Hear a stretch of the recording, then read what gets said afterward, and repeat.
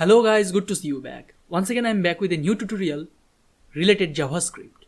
And in this tutorial we are going to learn how can we add HTML tag in JavaScript. So without wasting your time, let's start the practical. Here you can see side by side I open my Visual Studio Code editor and my browser using live server extension, and I already create a HTML document index.html. In our previous tutorial we learned how we can add JavaScript in our HTML page.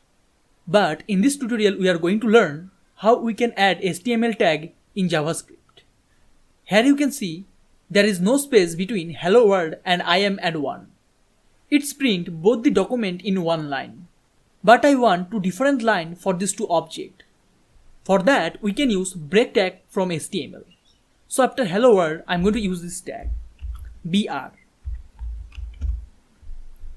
If I save this file, you can see the result. First it print hello world, then it print I am at 1. And remember, you can use this br tag only inside the double quotes.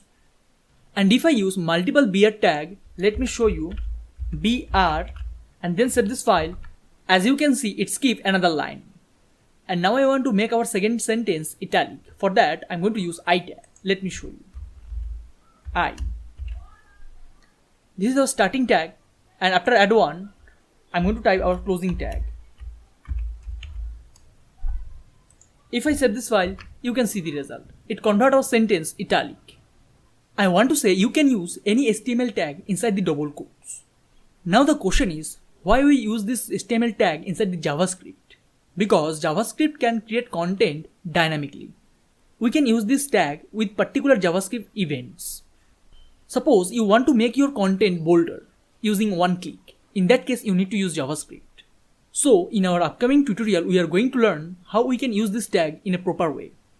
So thanks for watching this video. Stay tuned for our next tutorial.